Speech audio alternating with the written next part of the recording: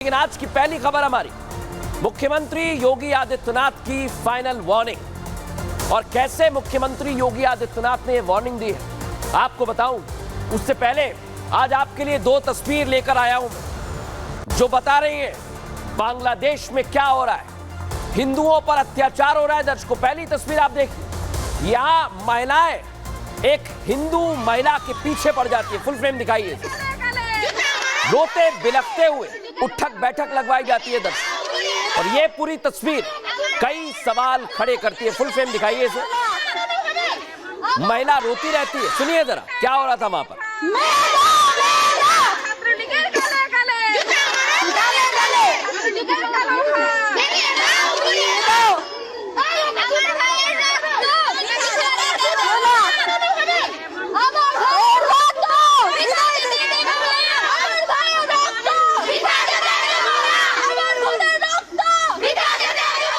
देख लिया दर्शकों आपने। सिर्फ कसूर इतना है कि ये महिला हिंदू है।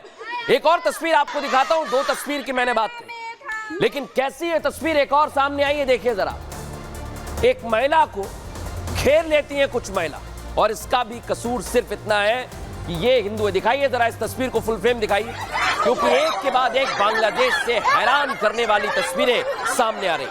बांग्लादेश में हिंदू महिलाओं को बांधा जा रहा है, पीटा जा रहा है दर्शक।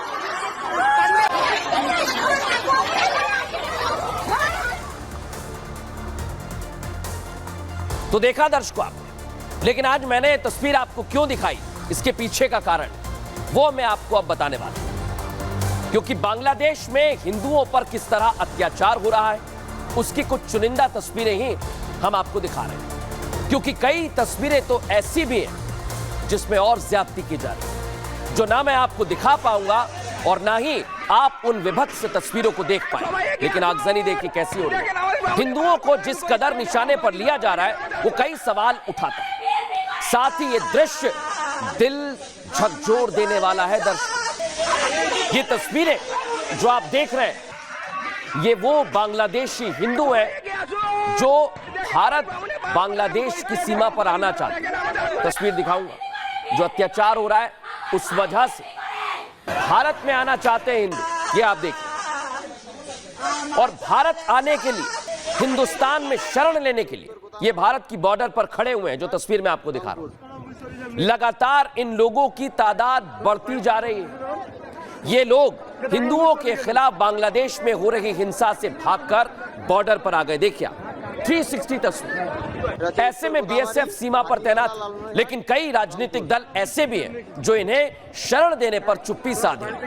ऐसे में इन दलों पर सवाल भी उठ रहे हैं दर्शक। लेकिन उत्तर प्रदेश के मुख्यमंत्री योगी आदित्यनाथ अयोध्या पहुंचे। आज उन्होंने एक सभा के दौरान यह मुद्दा उठाया और विपक्ष पर तीखे प्रहार किए। साफ साफ कहा कि बांग्लादेशी हिंदू क्योंकि विपक्ष का वोट बैंक नहीं, इसलिए विपक्ष इस पर चुप्पी साधे बैठा है। इसका सीधा मतलब यह दर्शक, सिर्फ और सिर्फ वोट बैंक के लिए यह आवाज उठाई जाती है। क्या कहा सीएम योगी आदित्यनाथ ने, सुनिए जरा। जो बांग्लादेश में हो रहा है, जो चर्चाएं हो रही थी अभी, वहां 90% जो हिंदू बचा है वह दलित समुदाय से है। और मैं इसीलिए कहना चाहूंगा कि जो सबके मुंह सिले हुए हैं, इसलिए सिले हुए हैं क्योंकि इनके मालूम है कि बांग्लादेश को हिंदू उनका वोटर नहीं होगा। वह हिंदू है, ये हो सकता है उसकी गलती हो, लेकिन हम उसको गलती नहीं मानते, हम उसको मानते हैं उसका सौभाग्य है कि वो हिंदू है और उसकी रक्षा करना हम सबका दायित्व है। तो देखा योगी आदित्यनाथ ने रक्षा की बात, लेकिन सिर्फ इतना नहीं दर्शकों। मुख्यमंत्री योगी आदित्यनाथ किस तरह से काम करते हैं किसी से छिपा नहीं। और अपराधी चाहे कोई भी हो, कैसा भी हो, मुजरिम कितना भी बड़ा क्यों ना हो, अपराध छोटा हो या बड़ा हो, उत्तर प्रदेश के मुख्यमंत्री योगी आदित्यनाथ की नजर में अपराध अपराध ही होता है और एक अपराधी अपराधी ही होता है। बाबा का डंडा जब चलता है तो सब पर बराबर चलता है। योगी अपराधियों को बराबर नापते हैं और बाबा की डिक्शनरी में अपराधियों के लिए रहम नाम का कोई शब्द नहीं है। क्योंकि योगी जानते हैं कि अगर प्रदेश से अपराध का नामो निशान मिटाना है तो अपराधियों को सबक सिखाना होगा। इसलिए ये तस्वीर मैं आपको दिखा रहा हूं और यही एकमात्र उपाय है। योगी क्लियर है, साफ है, अपराध के खिलाफ अपनी जीरो टॉलरेंस की नीति के सबूत वक्त वक्त पर सबके सामने भी रखते हैं। और इस वक्त जो तस्वीर मैं आपको दिखा रहा हूं दर्शकों, ये 3 तस्वीरें आप ध्यान से देखिए। पहली तस्वीर में योगी ने खाकी को नाप दिया है, पुलिस वाले ने अपराध किया तो योगी का डंडा उस पर भी चला।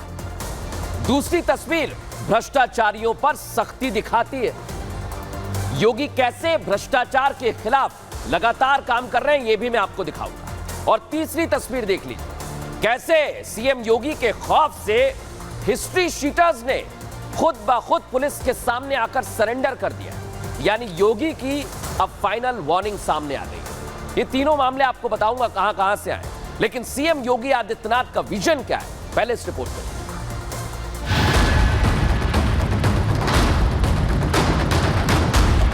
पेशेवर अपराधी आज गले में तख्ती लटका करके जान की भीख मांगने के लिए मजबूर होते हैं और ये कहते हुए सुना होगा कि जान बकस दो, मैं ठेला चला करके पेट भर लूंगा लेकिन अपराध नहीं करूंगा।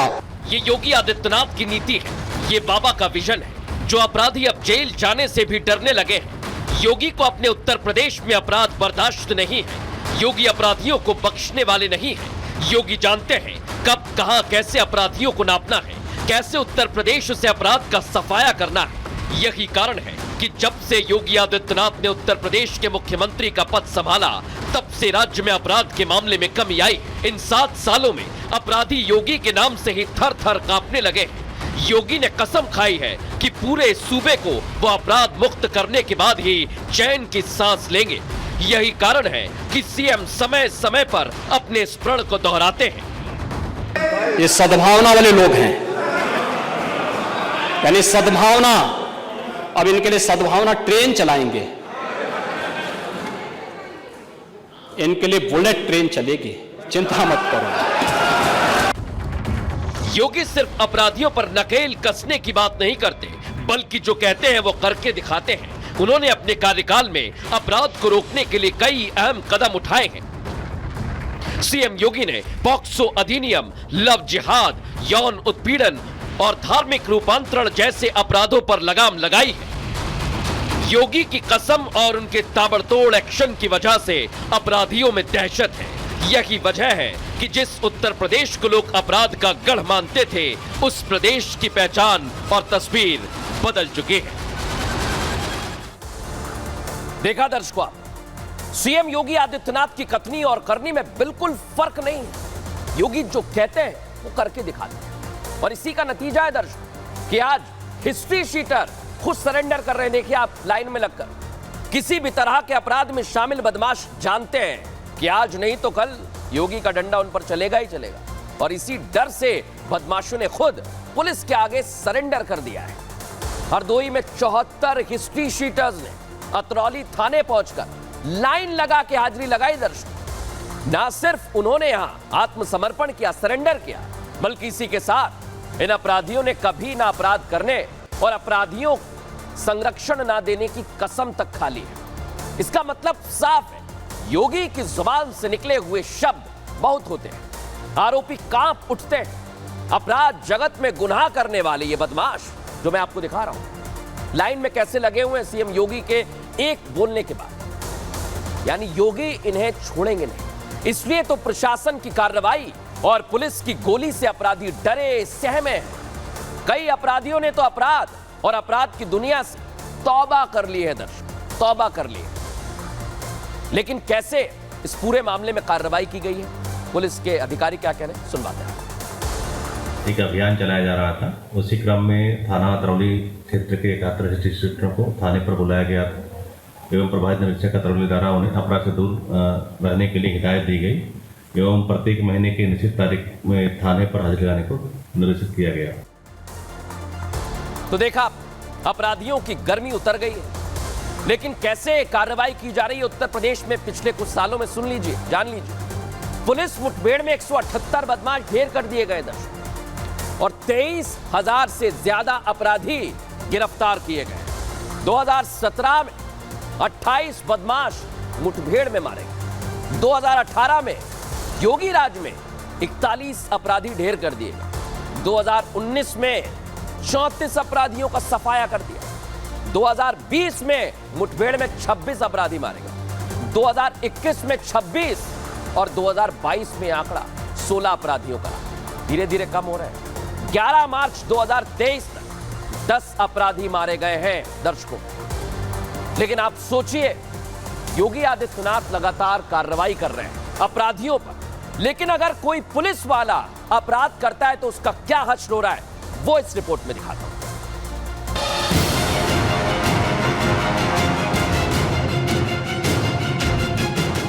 योगी आदित्यनाथ अपराध कैसा भी हो, अपराधी कोई भी हो, हर किसी को एक लहजे में जवाब देते हैं। और जिन लोगों पर लोगों की सुरक्षा का जिम्मा है, अगर वो भी अपराध में लिप्त हो जाते हैं तो योगी उन्हें भी बख्शते नहीं। योगी एकदम क्लियर है, उनके लिए अपराधी मतलब सिर्फ अपराधी है। इसका जीता जागता उदाहरण नोएडा का ये मामला। ये 2 अगस्त की घटना है, जब एक कैब ड्राइवर ग्रेटर नोएडा की तरफ एक महिला को ड्रॉप करने जा रहा था। तभी 2 कार में सवार 5 लोग कैब चालक के पास आते हैं, जिनमें से एक यूपी पुलिस में तैनात पुलिसकर्मी होता है। ये लोग कैब ड्राइवर के साथ मारपीट करते हैं, उसे सुनसान रास्ते पर ले जाते हैं, वहां उसके साथ लूटपाट करते हैं। आरोपी ये भी सोचते हैं कि इस घटना पर किसी का ध्यान नहीं जाएगा, लेकिन वो ये भूल जाते हैं कि योगी राज में अपराध की कोई जगह नहीं है। इस मामले में पुलिस वाले के ड्राइवर को भी आरोपी बनाया जाता है, जो अपने बेकसूर होने की दुहाई दे रहा है। सारी की सारी चीजें हमारे ऊपर थोप रहे हैं, जबकि पैसे उन्होंने लिए, उन्होंने दिए, मुझे इस चीज की कोई जानकारी नहीं है। मेरा सिर्फ इतना काम था अमित जी को गाड़ी से 7th एवेन्यू तक लाना, और मैंने वही काम किया। योगी का डंडा पुलिस की वर्दी में मौजूद उस पुलिसकर्मी पर ऐसा चलता है कि वो इसे कभी भूल नहीं पाएगा। सोचिए आप दर्शक, पुलिस अगर ऐसा करे तो उस पर कार्रवाई होना लाजमी है। लेकिन आज हमारे सामने केस आए, 2 केस। क्या कहते हैं वो, कैसे कैब ड्राइवर के साथ घटना घटी, आइए आपको दिखा देता हूं। एक पुलिस इंस्पेक्टर समेत 5 लोग कैब ड्राइवर के पास पहुंच जाते हैं। ड्राइवर की गाड़ी को चारों तरफ से घेर लेते हैं। कैब ड्राइवर को डराते हैं, धमकाते हैं और नीचे उतारते हैं। कैब ड्राइवर के साथ आरोपियों ने अभद्रता की दर्ज की। आरोपियों ने ड्राइवर को सुनसान रास्ते पर ले जाकर उसके साथ लूटपाट, ड्राइवर से मारपीट तक की और 7,000 रुपए छीन लिए। ड्राइवर ने कहा खर्च करने के पैसे नहीं है, इस तरह की दलील दी। तो आरोपियों ने 500 रुपए देकर ड्राइवर को वहां से भगा दिया और पीड़ित ने इसके बाद पुलिस कंट्रोल रूम में जाकर मामले की शिकायत की। वर्दी पहने पुलिसकर्मी गौर सिटी 1 पर तैनात दरोगा ने की। सोचिए आप, दरोगा। पीड़ित ड्राइवर ने पुलिस चौकी पहुंचकर शिकायत की। चौकी प्रभारी ने ट्रेनी सब इंस्पेक्टर को बुलाकर पहचान कराई। सिटी चौकी इंचार्ज पर समझौते का दबाव बनाने के भी आरोप लगे। यानी पीड़ित ड्राइवर ने इसके बाद आगे शिकायत की, यानी पुलिस कमिश्नर से शिकायत की गई।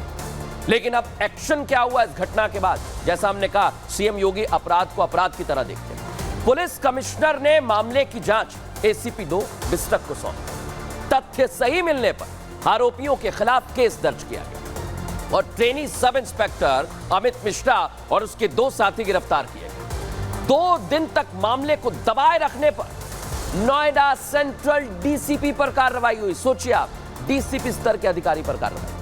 नोएडा सेंट्रल की डीसीपी सुनीति को हटा दिया गया। शक्ति मोहन अवस्थी को डीसीपी नोएडा सेंट्रल के रूप में तैनात भी कर दिया है। एसएचओ बिस्टक, चौकी प्रभारी गौर सिटी 1 सब इंस्पेक्टर मोहित को निलंबित कर दिया है।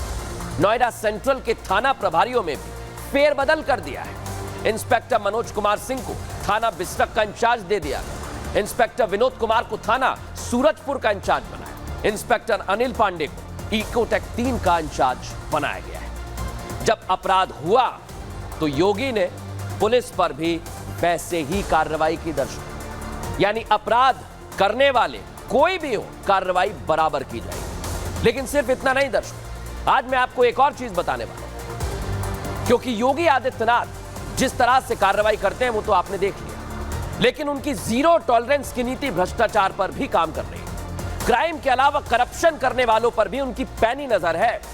ऐसे भ्रष्टाचारियों पर कार्रवाई करने के लिए योगी आदित्यनाथ सख्त आदेश देंगे। सरकार एक के बाद एक कई बड़े एक्शन तो ले ही रही है। अब सीएम योगी ने एक नया आदेश भी जारी कर दिया, सुन लीजिए ध्यान से। भ्रष्टाचार पर पूरी तरह अंकुश लगाने के लिए जनपद में सभी थानों के बाहर बड़े बड़े फ्लैक्स बोर्ड लगाने के आदेश दे दिए गए। इसके लिए आदेश की कॉपी जारी कर दी गई, जो मैं आपको दिखा रहा हूं। आदेश में क्या कहा गया है सुन लीजिए।